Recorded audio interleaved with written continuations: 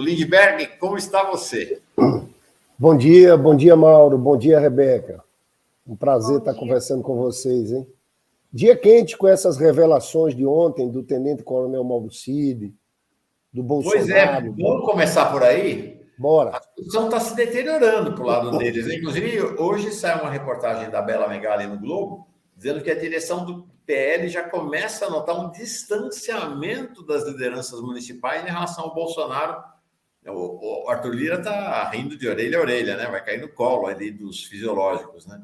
É um certo distanciamento pelo desgaste que acham que o Bolsonaro está sendo submetido cada vez maior, né? Como é que você vê esse cenário? Olha, eu sempre falei desde o começo que o Tenente-Coronel Mauro Cid era um problemaço para o Bolsonaro. Porque, veja, Bolsonaro está inelegível. Mauro, aqui eles mudaram de comportamento. Eu lembro que no começo do mandato, Rebeca, eles eram saltitantes, tal. Eles estão quase que deprimidos, não falam mais no plenário, né? Porque eles sabem do que pode acontecer. Primeiro, em relação ao 8 de janeiro, eu acho que vai ficar comprovado a participação do Bolsonaro como autor intelectual daquela tentativa de golpe. Você sabe que toda vez que eu falo de autor intelectual, o Rogério Corrêa me liga e diz: não é autor intelectual, isso não combina com ele, é mandante, né? Mas eu estou convencido desde o começo que ele vai ser preso mesmo é por corrupção. Você sabe que lá atrás, quando Alexandre de Moraes abriu o inquérito das milícias digitais, ele quebrou o sigilo de todo mundo no entorno do Bolsonaro. E quando ele quebra o sigilo do tenente-coronel Mauro Cid, principalmente o sigilo telemático de WhatsApp, aí vem bombas, né? Começa-se a ver, isso já é um outro inquérito, viu, Mauro, viu, Rebeca? Que surge a partir das milícias digitais, que o Mauro Cid era uma espécie de operador financeiro. Era ele que pagava as contas da família de Bolsonaro, ele que pagava as contas, dinheiro vivo, da Michele Bolsonaro. A Michele usava um cartão de uma amiga que trabalhava no Senado, uma amiga chamada Rosemary. E tem cenas que foram gravadas nessas mensagens de WhatsApp, Mauro, que são cenas que... tem hora que o Mauro Cid fala com a assessora da Michele Bolsonaro e diz: olha, nós temos que parar de fazer isso. Isso aqui é igual a rachadinha do Flávio Bolsonaro. Ele falando para a assessora. Eles tentaram convencer a Michele Bolsonaro que não podia ter aquele procedimento. E agora aparece essa movimentação financeira, ou seja, a quebra do sigilo bancário, movimentação que, segundo o COAF, movimentações atípicas, 3,2 milhões. Ele tinha que ganhar um salário de 10 a 15 vezes superior ao que ele ganhava para poder fazer uma movimentação desse porte. Então, eu acho que isso aí vai complicar Bolsonaro, tá? Isso aí não tem como fugir. Tem prova já. Tem quebra de sigilo bancário, tem sigilo telemático. Então, eu acho que esse é um ponto que pode colocar o Bolsonaro em maus lençóis. E a gente tem uma... É interessante, né? Porque o Mauro Cid, o tenente-coronel do Exército Mauro Cid, é o sucessor no esquema do clã, da família Bolsonaro, do PM, do Queiroz, né? É interessante isso, né? Que, na verdade, você tem uma mudança. A dinâmica é a mesma. A dinâmica desse que a gente for conhecido como rachadinha, que é corrupção, né? A gente chama de rachadinha. É até horrível esse nome, porque dá uma certa tolerância, uma certa leniência. A rachadinha, né? No diminutivo, não, mas é corrupção, né? A operação da corrupção passa da PM para o Exército, passa de um sargento para um tenente-coronel, né? Quando ele vai para a presidência. Exatamente. É o mesmo esquema do Queiroz, né? O Queiroz lá atrás, você lembra, né? A filha do Queiroz trabalhava no gabinete do Jair Bolsonaro em Brasília, só que ela era personal trainer no Rio, né? Tem o Queiroz colocando dinheiro na conta da Michele Bolsonaro. Agora, o que dizem é o seguinte, Mauro, que parte desses recursos eram de rachadinhas de cartão corporativo e parte de corrupção. Já pegaram uma empresa que tinha contratos na Codevasf, depositando dinheiro na conta de um assessor do tenente-coronel Mauro Cid, né? E esse dinheiro ia justamente para esses pagamentos para as contas de familiares da Michele Bolsonaro. Eu acho que é uma situação muito difícil dele se defender. Eu acho que a gente vai ter Bolsonaro condenado por corrupção. E veja, Mauro, Você veja que essa extrema-direita, como um todo, o Deltan Dallagnol foi cassado. A gente está vendo o Moro aí prestes a ser cassado também. A acusação do Moro é caixa 2, é abuso do poder econômico. Ele tinha um suplente que pagava as contas dele, como a Selma, aquela juiz Selma que foi cassada. Então, você veja, essa turma da extrema-direita está na situação de muita defensiva política. O que a gente tem que fazer agora é cada vez mais acertar, botar a economia para crescer. Acho que o Lula está muito bem, com muita disposição. Então, agora é a gente acertar o nosso rumo, porque eu acho que eles estão numa situação muito difícil. Interessante isso que você traz, né? Primeiro, desculpa, rebaixei o Fabrício Queiroz, ele chegou a subtenente. Então, o esquema Bolsonaro foi de um operador subtenente da PM para um tenente-coronel do Exército. Essa questão que você traz, Lindbergh, é muito interessante. Antes de passar a palavra, Rebeca, que é a seguinte: o grande tema dessa turma toda, da extrema-direita, do lavajatismo, do bolsonarismo, contra o PT e o governo Lula, é corrupção. Agora é curioso, porque eles reviraram o Lula de cabeça para baixo, reviraram o Lula do avesso. Não acharam nada. Não tinha dinheiro na conta dele, não tinha dinheiro na conta da mulher, não tinha dinheiro na conta de assessor, não tinha dinheiro foram na Suíça, não tinha conta na Suíça, não tinha nada. Você chacoalha Bolsonaro, você chacoalha Moro, você chacoalha Deltan Dallagnol, cai dinheiro, cai milhões e milhões.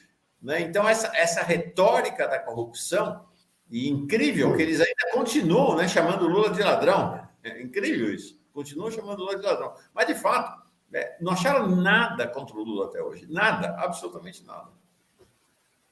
Não, Mauro, eu estou convencido que a gente tem que ir para cima deles nisso. Tá? Acho que a nossa turma, a gente não pode aceitar esses caras dando de paladino da moralidade. Você sabe que o Moro vai ter uma correção, além do caso do Tacla Duran, que ele fala de uma extorsão de 5 milhões de dólares praticada por um advogado, Zucoloto, que era padrinho de casamento do Moro e da Rosângela Moro, né? Uhum. E o Tacla Duran pagou 600 e tantos mil dólares. Né? Tem na conta de Márcio Arnes, que também era sócio de Rosângela.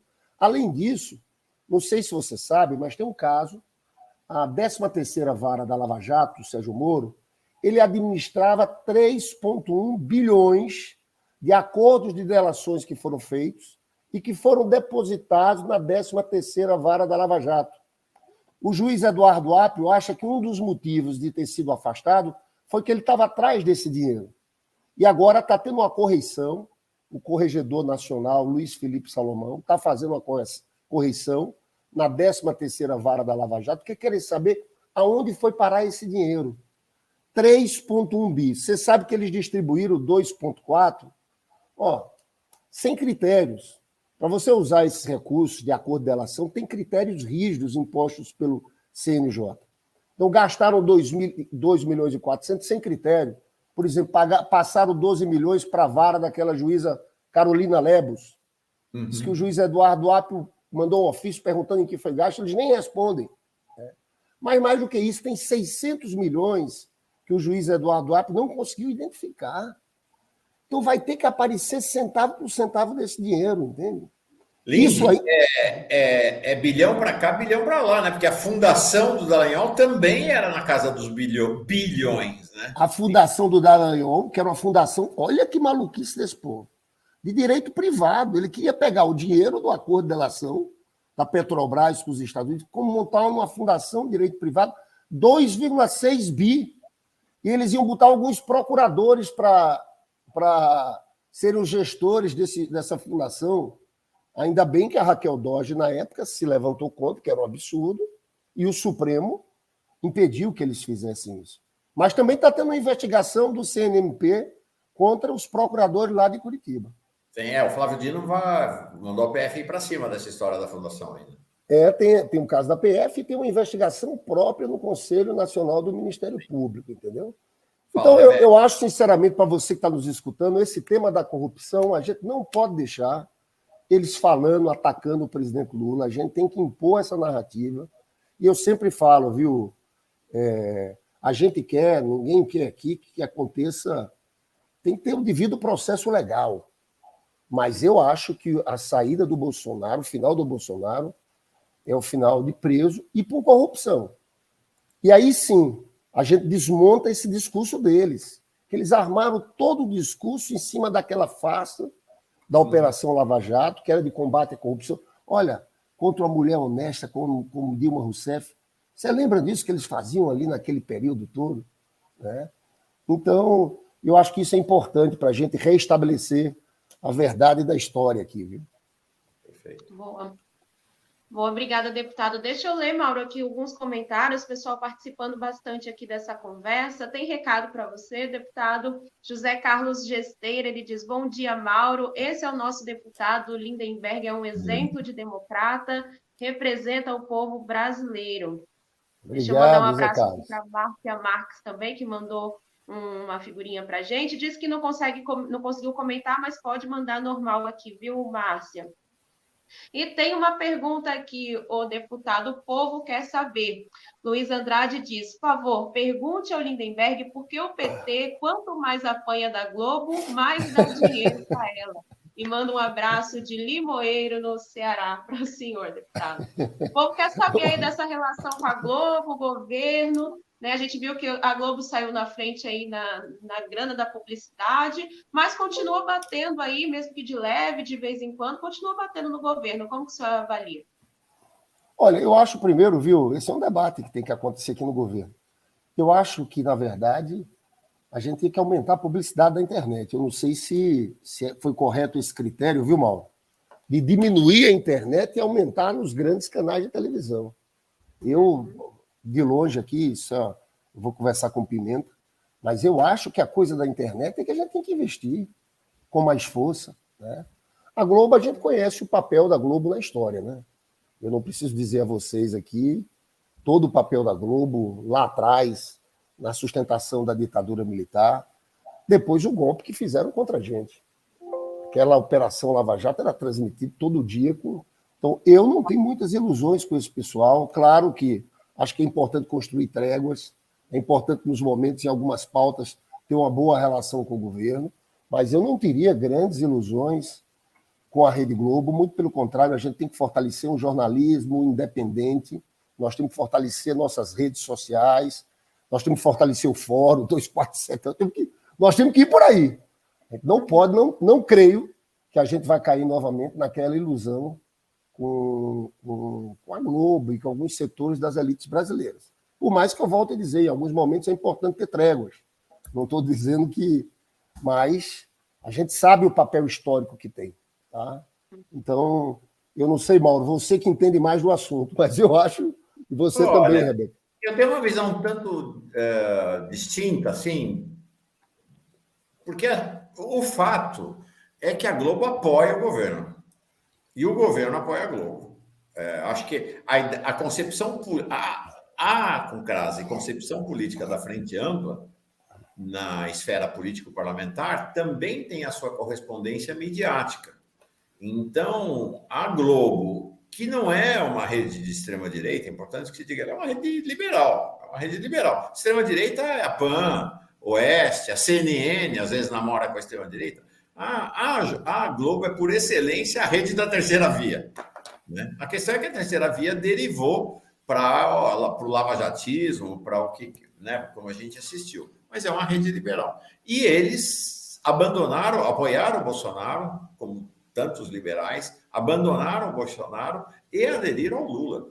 Então você pega, exceto por esse episódio do Márcio Pochmann, a Globo apoia praticamente em toto o governo Lula. E o governo Lula tem privilegiado, não do ponto de vista de verba, até, né, Lindenberg, do ponto de vista de interlocução também. Né? Você vê que há uma preferência do governo Lula na esfera do executivo para interlocução, diálogo, para entrevistas com a Globo.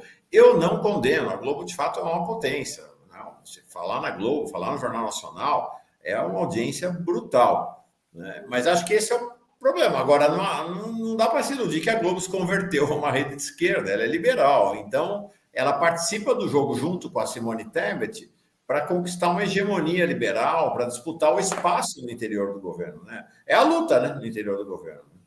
Não, eu concordo contigo que acordos momentâneos que se façam são importantes, tá?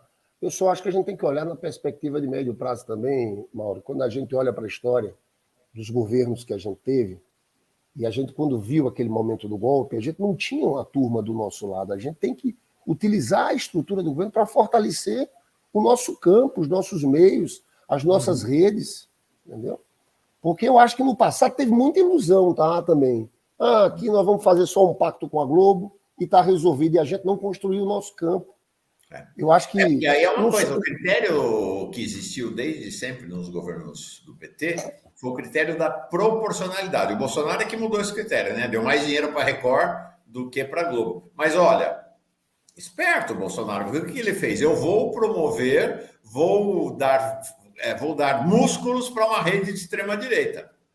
O governo Lula, infelizmente, lamentavelmente, não está fazendo isso. Se você distribui a verba de acordo com a audiência, você mantém o status quo da audiência. Quem tem mais audiência vai receber mais dinheiro, vai manter mais audiência. Isso não vale só para a comunicação, né, Lindy? Vale para qualquer setor da economia. Se você quer incentivar o setor da indústria naval, tem que botar mais dinheiro no setor da indústria naval, que é o que o governo faz. Se quer incentivar uma mídia progressista, tem que botar mais dinheiro na mídia progressista. Mas o governo Lula não tem feito isso, né? De fato. Mas tem que fazer, entendeu? Esse tipo de república... são as cotas só para... Não, a gente tem que fortalecer também o nosso campo. Quem defende a democracia, quem teve todo esse tempo. Então, esse é um debate, porque eu entendo os acordos que têm que ser feitos, viu, Mauro? Momentâneo, só fazendo acordo ali com a Globo. Só que a gente não pode perder de vista a estratégia, o futuro. Sim. Tem mais pergunta aqui, Mauro. Vamos embora. Pergunta polêmica, deputado, olha só. Vamos ver aqui. Geraldo Raimundo de Jesus, ele diz: perguntem para o Lindenberg se o PT não se corrompeu porque devolveram tanta grana fruto da Operação Lava Jato. Olha, deixa eu te contar. Qual é o nome dele mesmo? Opa, peraí. Perdi. É o Geraldo Raimundo de Jesus. Olha, que havia e que existe corrupção no Brasil, isso é um fato, né? A gente viu ali em todo aquele episódio da Petrobras um bocado de coisa que acontecia ali dentro. Agora, o que houve ali naquele processo todo foi uma forçação para colocar o PT e o presidente Lula no centro de uma operação que não tinha nada a ver. E, na verdade, quando você vê do presidente Lula, depois de toda aquela perseguição ao presidente Lula, depois de toda aquela onda do triplex, né, irmão? Você veja que o Lula conseguiu anular todo o processo. Era um processo conduzido por elementos de extrema-direita desde aquela época. Você sabe que esse Sérgio Moro e esse Deltan Dallagnol, o Deltan aqui na Câmara dizia sempre no discurso: nós da direita. Eles já eram da direita, dessa direita militante, quando eram procuradores e quando o Moro era juiz da Lava Jato. Então, a corrupção é um fato que existe, que nós que criamos os instrumentos de combate à corrupção no país, nós, na verdade, você sabe que as operações, eu me lembro, Mauro, ali no governo Fernando Henrique Cardoso, em 8 anos houve 24 operações da Polícia Federal só. Foi nós que estruturamos a Polícia Federal, que demos autonomia para a Polícia Federal agir, né? Agora, o que fizeram na Lava Jato foi uma utilização política para perseguir um projeto, um governo da presidenta Dilma, para perseguir um projeto de país que era encarnado na figura do presidente Lula. Perfeito. A professora Márcia Marques, foi jornalista do Globo, disse: precisamos pensar em financiamento público para a comunicação nas redes. É isso aí. Precisa Boa, mesmo. Márcia. Lindbergh, vamos para o episódio do Márcio Pockmann. Porque, mais uma vez, estamos falando da disputa pela hegemonia no interior do governo Lula, né? Entre a centro-esquerda, vamos chamar assim. Até fiz um quadrinho hoje mostrando isso.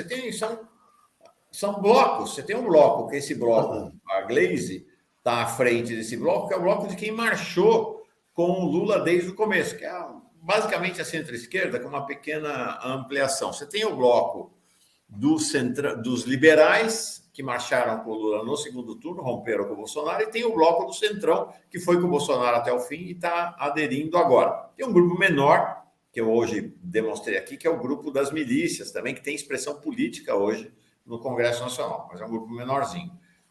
O que acontece é que há uma intensa disputa por hegemonia no interior do governo Lula entre esses grupos, né? Ou pelo menos entre os 3 grupos maiores, e até dentro desses grupos você tem uma disputa de hegemonia, né? O PT com o PSB, com o PDT, e assim vai. Então, essa questão do IBGE precisa ser lida no contexto dessa disputa, né? Os liberais estavam achando que o Ministério do Planejamento era a porteira fechada para eles, né? Que a Simone tinha virado reinado da Simone Tebet. E não é bem assim, né? E aí, quando indicaram o Márcio Pochmann, teve essa grita toda liderada. Eu coloquei aqui na foto os liberais representados pela Simone Tebet, mas é importante ter em mente que a chefe do programa econômico dela foi Helena Landau, que é a musa dos privatistas no Brasil, né? Não há nenhuma economista tão privatizante quanto Helena Landau. Então, acho que essa disputa que está por detrás dessa ofensiva deles, com o apoio da Globo, que é também desse campo liberal, contra o Pochmann, né, Lindbergh? Agora veja bem, eu achei desproporcional. Eu achei uma reação meio histérica e desproporcional. Porque quem conhece o Márcio Pochmann, eu falei com muitos jornalistas desses da Globo News que me ligaram, e eu disse, gente, quem conhece o Márcio Pochmann conhece primeiro pela sua capacidade intelectual, capacidade de gestão. É um dos maiores quadros do PT, respeitado por todo o PT, por toda a esquerda, né? E tentaram transformar o Pochmann num... Eu fiquei muito impressionado, né? Por mais que tenha essa disputa, eu senti uma irritação do Lula, tá? Porque o Lula, quando manda o Pimenta anunciar, é porque ficou irritado, porque com algum movimento desse de queimação do Pochmann, né? E ficou irritado com alguma coisa, fala. É mais ou menos, eu vejo a cena, ele dizendo para o Pimenta, vai lá e avisa, e anuncia. Né? Porque, claramente, o Lula deve ter ficado incomodado pela forma. E esses liberais nossos aqui são muito arrogantes. Essa corrente, eu disse que nós temos uma corrente de economistas liberais radicais no Brasil, que defendem uma política de austeridade máxima. Nisso aí eles são... É impressionante, né? Eles não se preocupam que o Brasil pague 720 bi de juros da dívida por ano. O orçamento da saúde é 180, da educação 150. Você pagar isso, eles não se preocupam, mas quando... Então, eu não sei o que houve dessa reação tão desproporcional. O importante é que a gente sabe que a gente vai ter um dos maiores quadros intelectuais do país na frente de uma instituição da importância do IBGE. E eu acho que é importante o Lula nomear, é importante o Lula dizer e as pessoas entenderem. Esse é o governo do Lula. Esse é o governo que tem a nossa cara. E para o IBGE, na verdade, nós vamos ter que fazer um trabalho de reconstrução do IBGE, porque o que houve no governo Bolsonaro foi um desmonte. Né? Até o censo está sendo... Gente, é uma loucura o que eles fizeram. E se tem pessoa séria, é o Márcio Pochmann. Um jornalista me ligou, será que ele não vai mexer nos dados de inflação, de emprego? Gente, olha o nível. Olha o nível. É uma loucura o que fizeram aí com o Márcio Pochmann, entendeu? Mas bom foi a firmeza do Lula de indicá-lo. Né? Sim, agora é interessante, né? Porque nós tivemos um episódio em relação ao IBGE no governo Bolsonaro e que não teve grita. Não é que não teve a mesma grita, não teve grita nenhuma. Não teve grita nenhuma. O negócio do governo Bolsonaro, Paulo Guedes, a primeira pessoa a presidir o IBGE no governo Bolsonaro, foi uma economista de 37 anos de idade, uma jovem, formada em Harvard, mas jovem, 37 anos. Ela assumiu o IBGE. Sabe qual era a grande qualificação dela? Está aqui, ó. Ela chegou ao comando do IBGE por intermédio da filha de Paulo Guedes, de quem é amiga há anos. Sua indicação foi reforçada ainda por Carlos von Dollinger, que será o presidente do IPEA, onde Suzana atuou como pesquisadora. Ou seja, no governo Bolsonaro, indicou a amiga da filha do Paulo Guedes, e esta mesma mídia liberal não falou absolutamente nada. Nada. É verdade, mano. Então, o que isso quer dizer? A preocupação dos liberais não é com o IBGE. A preocupação com os liberais é a presença de alguém de centro-esquerda ou de esquerda no IBGE, só essa a preocupação, só essa a preocupação. E olha, acho que a postura da Simone Tebet nesse episódio todo é uma postura dúbia, achei tem coisa. E ela ontem deu uma declaração, achei muito ruim. Né? Agora eu sei o nome dele, né? Um negócio assim ofensivo contra o povo, e terei o maior prazer em atender ao presidente Lula, como se ela fizesse um favor em atender ao Lula. Ela jogou um jogo ali com o Haddad, mas jogou um jogo com os liberais também. Né? O que eu sei é o seguinte, a Simone, esse episódio é um episódio que eu acho, de fato, quiseram causar um constrangimento ao presidente Lula e ao Márcio Porta. Quiseram fazer como se o Lula fosse recuar. E eu dou parabéns ao Lula pela decisão. É um dos melhores quadros que nós temos. Agora, tirando isso, a Simone... Eu tenho gostado do posicionamento dela, viu? Ela não tem feito o contraponto liberal a uma política econômica nossa, um contraponto pela direita. Não tem feito. Não. Ao contrário, às vezes até da esquerda, né? Ela está com preocupações sobre o próximo ano. Oi? Voltamos? Ela, às vezes até está à esquerda, né? Da equipe econômica, né? Tem tido posturas surpreendentes. Pois é, ela fez um ajuste importante no Senado através de uma emenda do Randolph, que melhora o arcabouço em relação ao que foi aprovado na Câmara, né? Melhorou em vários aspectos, melhorou no Fundeb, e melhorou numa regra que aumenta 32 bilhões para serem utilizados no próximo ano no orçamento. Tá? Então, tem tido esse posicionamento à direita, entendeu? Ela tem feito um bom papel, na minha avaliação. Uhum. Perfeito. Eu tenho uma pergunta, Mauro, ainda. Manda. Vamos lá. Tenho duas, na verdade, mas vou fazer a primeira, que é ainda em relação ao arcabouço fiscal, né? A gente está aí prestes a voltar os trabalhos nesse sentido, votação, enfim, desses tributos que vão nos atingir, né, daqui para frente. E no começo do ano, deputado, o senhor falou que considerava essa articulação do governo com o mercado semelhante ao pacto com o diabo, né? O senhor usou essas palavras, fez essa associação. Passando esses primeiros trabalhos, a sua sensação em relação a isso mudou ou continua a mesma? Rebeca, travou tudo, eu não consegui entender nada. Perdão. A conexão do Lindbergh deu uma piorada. Fala. Não, Lindbergh, tá, é sobre tá uma declaração que o senhor deu no começo do ano relacionado ao texto do arcabouço fiscal, né? O senhor comparou esse pacto entre o governo e o mercado como um pacto com o diabo também, fazendo aí até associação a uma obra literária, que é o Grande Sertão Veredas, né? Guimarães Rosa. Passado esses primeiros trabalhos, né, a gente vendo aí um reflexo do que essa primeira movimentação causou na sociedade, essa sensação mudou em relação a isso ou continua a mesma, o senhor? Veja, Rebeca, eu estava falando do Grande Sertão Veredas, que eu tinha relido naquele momento, viu? E tem um personagem lá, Riobaldo, que ele tentou vender a alma ao diabo e o diabo não respondeu. E eu estava me referindo a uma expectativa que a gente tinha, que tínhamos, uma parte do governo, de apresentar o arcabouço, né?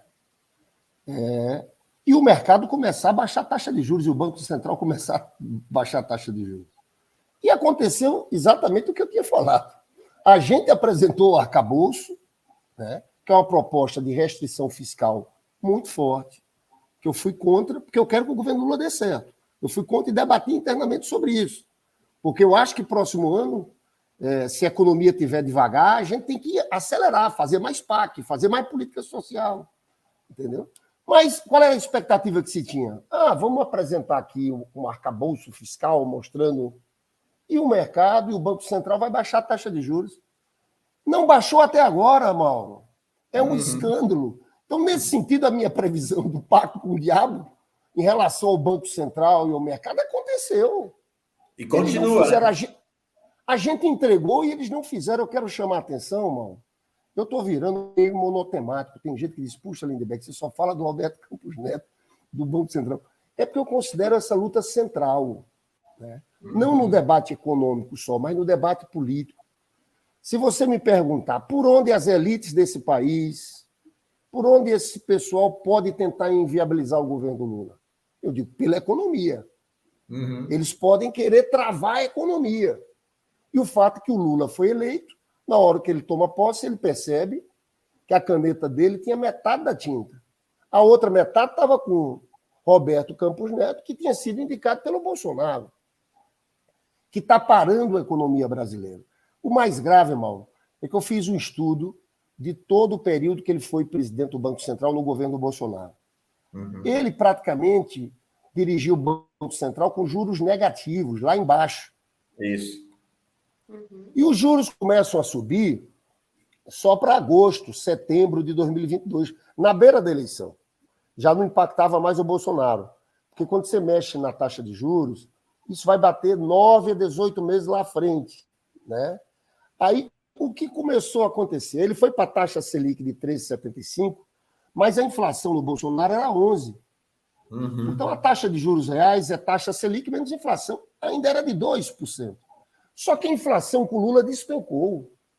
A inflação caiu de 11 para 3,16 no acumulado dos últimos meses, 12 meses. O que significa dizer, Mauro, que se a taxa Selic é 13,75, a taxa de juros reais está mais de 10%. Ou seja, mês a mês, porque a inflação está caindo, a taxa de juros reais está subindo. Sim. Então, é uma política deliberada de sabotagem contra o Brasil e contra o nosso governo. Sim, sim. E eu gosto de perguntar muito sobre isso para a gente justamente entender esse cenário, né? Todas as pessoas, os parlamentares que vêm aqui, que estão envolvidos nessa votação, me interessa perguntar, porque é uma coisa que vai doer no bolso, né, da gente que está aqui embaixo e tudo mais. Então, quero entender todos esses cenários. Acho que essa pauta da economia tem que estar aqui todos os dias. Não acho que a gente tenha que mudar o discurso em relação a isso, não, porque nos afeta diretamente, né, deputado? E a outra pergunta que eu ia te fazer, você quer comentar, Mauro? Não, por favor. Posso? Em relação às Rebeca, projeções... sim, eu estou tendo mais dificuldade de escutar a Rebeca do que o Mauro, mas eu acho que alguém perguntou aí nos comentários se o senhor tem intenção de vir como prefeito. O que o senhor tem avaliado aí desse termômetro no Rio agora, também com essas investigações do caso Marielle, né? Tá, a conexão realmente ficou bem ruim agora. Bem ruim. A Rebeca te perguntou sobre a questão Marielle, sobre as investigações do caso Marielle. Como é que você está vendo? E a projeção para as eleições? Eu não sei. Olha, vamos lá. Sobre o caso Marielle, eu não sei, viu? Mas tem muita coisa estranha envolvendo a família Bolsonaro ali na minha avaliação, mano. Tem muita coisa estranha. Tem aquela coisa do porteiro. Lembra que o Rony Lessa, no dia, foi entrar no condomínio e o porteiro disse que ligou para a casa do Bolsonaro. Eu não estou aqui querendo dizer que tem coisas estranhas, né? Tem uma relação, o Rony Lessa tinha sido já homenageado pelo Flávio Bolsonaro. Ou seja, tem alguma coisa envolvida ali com política, com milícia, com o grupo banda podre da polícia, com crime organizado. E eu acho agora que com essa delação as coisas podem andar, né? E eu vejo um entusiasmo lá do Ministério da Justiça, do pessoal da Polícia Federal. Agora, eu acho que, de alguma forma, tem algum envolvimento ali daquela turma da política ligada à milícia. A projeção para as eleições, ainda estamos construindo, né? Temos um candidato de São Paulo, o Boulos, é o candidato na maior cidade do país. O Rogério Corrêa está se firmando como candidato ali em Belo Horizonte. No Rio de Janeiro, nós temos uma parte do PT que já está querendo apoiar Eduardo Paes, e eu estou na tese que a gente tem que, no Rio de Janeiro, formar primeiro uma frente popular, uma frente esquerda no primeiro turno. No segundo turno é outra coisa, tá? Eu vivi aqui muito no Rio, sabe o quê, Mauro? Teve um período que o PT, porque a gente ganhou o governo federal, o PT começou a fazer só alianças com o PMDB, e o PT praticamente deixa de existir no estado do Rio de Janeiro. Sim. E a gente se recupera agora. Então, veja, o Eduardo é candidato, mas Eduardo tem uma posição que eu discordo em relação ao funcionalismo público, ao trato com os camelôs, a a priorização de favelas. Por que não lança um no primeiro turno? E no segundo turno, se tiver que se juntar, se junta. Sim. Eu vou trabalhar isso aqui. Mas veja, nós estamos ainda, Rebeca, naquela fase de ir construindo. Né? Eu vejo o estado do Rio tem 92 municípios. A gente está indo nos municípios, está conversando, vendo onde é que dá para fazer aliança, onde é que dá para ter candidato PT. Então, é um processo. Mas eu acho que a eleição de São Paulo, claro que vai ser uma eleição que Lula vai estar de um lado, e tudo indica que o Bolsonaro vai estar do lado do prefeito. Isso. É uma eleição, digamos assim, a eleição mais simbólica e importante do país. E eu estou com muita fé que eu ganhe. Acho que você traz uma questão importante, né, em relação ao caso Marielle, que é o seguinte: não tem duas explicações. Tem só uma explicação para as investigações do caso Marielle estarem travadas por 5 anos. Porque tem poder, tem política, tem altos interesses políticos por trás da morte da Marielle. Não tem outra explicação. Se fosse um bando de criminosos aloprados, já teriam sido presos, identificados há muito tempo. A coisa não andou nesses 5 anos porque tinha conexões políticas evidentes com o assassinato da Marielle. Acho que essa é uma questão realmente que você traz, acho que é fundamental. Lindbergh, estou vendo aqui, a gente está com uma dificuldade com a conexão. Você está me ouvindo? Estou ouvindo, Mauro. Eu só queria te fazer uma última pergunta, voltando ao tema dos juros. Você e Gleisi estão liderando a campanha contra essa postura criminosa do Banco Central em relação à taxa de juros. A CUT aderiu à campanha, movimentos sociais estão na campanha contra a taxa de juros. Então, primeiro, qual a sua expectativa? Semana que vem tem reunião do Copom, o Paulo Clias esteve mais cedo aqui, está achando que a situação política mudou, eles vão ser obrigados a recuar e baixar um pouco a taxa de juros, ele está estimando talvez até em 0,5%. Primeiro. Segundo, você vê alguma chance de prosperar uma iniciativa para encerrar o mandato do Campos Neto no Senado ou não? Olha, deixa eu falar. Primeiro, essa reunião do Copom vai acontecer agora, dia 1 e 2 de agosto, terça e quarta-feira. Isso. Por isso é importante a gente falar mais do tema, aumentar a pressão, né, sobre isso. É uma política criminosa. Agora, baixar 0,25, 0,50, vamos aqui, Mauro. Eu espero que baixe no mínimo 0,50. Mas é completamente insuficiente, entendeu? Uhum. Nós estamos com taxa de juros reais 10%. A segunda maior do mundo é no México, com 4%. Nós estamos com taxa de juros na maior parte dos países negativos. Uhum. 10%, e o pior é que essa taxa de juros, o impacto dela agora é para 9 a 18 meses depois. Então você veja como é que pode travar também o próximo ano do governo do presidente Lula. Então, eu tenho defendido internamente aqui entre a gente, quando converso com as pessoas, uma tese que é preciso ter coragem nossa para tentar afastar o Roberto Campos Neto. Uhum. Porque o Roberto Campos Neto ele vai ficar nessa política de sabotagem até o último dia. Esses números que eu peguei aí, dos juros reais, quando ele estava com o Bolsonaro, quando está com a gente, fica claro, Mauro, que é a política mesmo de sabotagem. Então, eu noto que tem uma ala que prega mais a conciliação, que acha, vamos tentar ir aqui com ele. Esse cara não vai dar tréguas a gente. Porque baixar 0,25 ou 0,50 não resolve. Aí ele vai segurando. E eu acho que aqui é uma questão de decisão política. Eu estou tentando influenciar internamente, mas se o governo quiser ter 41 votos no Senado, ele consegue ter 41 votos. Uhum. Então é mais a gente dizer, coragem, vamos em frente. Fazer o confronto, né? Fazer o confronto. O bolsonarismo não tem conciliação, é confronto. Não tem jeito. Esse Roberto Campos Neto, você conhece bem, Mauro. Eu fui deputado com o avô dele. Eu fui deputado muito novo. Fui deputado em 95. Eu tinha 24 anos de idade. Nossa Senhora. É com o Roberto Campos, o original. Bob Field, como a gente conhecia. Que era um liberal, mas um liberal que sempre teve uma ditadura militar. Nós tínhamos uma escola. Você veja, o primeiro experimento neoliberal do mundo foi no Chile de Pinochet. E quem é que foi para lá? A escola de Chicago, Milton Friedman. Até o Paulo Guedes foi lá para o Chile, na universidade. E é uma turma que defendia essas posições liberais, mas sempre com autoritarismo, ao lado de ditaduras. Esse Roberto Campos Neto vem dessa cultura autoritária, um garoto bilionário que vive naquele mundo dele, cercado daquele... Sempre trabalhou com o mercado financeiro. Então, essa turma, a gente não entendeu o DNA. Esse pessoal aí vai tentar sabotar do começo ao fim o nosso governo. Então, nós estamos nessa batalha. Eu entrei com um pedido no Conselho Monetário Nacional de afastamento, porque o Conselho Monetário é que recebe, pela lei da autonomia, mas que o Senado, o Conselho Monetário, pode indicar para o Senado avaliar. O Senado precisaria de 41 votos. A gente está com abaixo-assinado aí, nas minhas páginas, em tudo que é lugar, um abaixo-assinado pela saída do Roberto Campos Neto. Se você puder nos ajudar, vai ser importante nesse momento. Então, ó, todo mundo assinar e procurar abaixo-assinado nas redes do Lindbergh. Deixa eu ver se eu localizo aqui, já coloco o link. Importante. Tem quantas assinaturas já?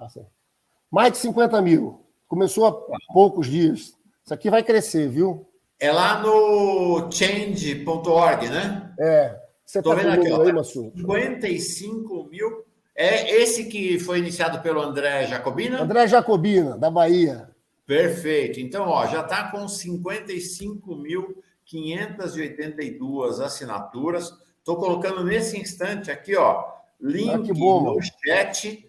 É só clicar em cima desse link e você vai lá para o abaixo-assinado. Coloquei uma vez, coloquei duas, estou colocando pela terceira vez. Vamos embora assinar o abaixo-assinado, estimulado aí por Gleisi e Lindbergh e criado pelo André Jacobina no Change. Está aí o link para todo mundo assinar. Lindbergh, alegria grande em conversar contigo sempre. Obrigado, viu?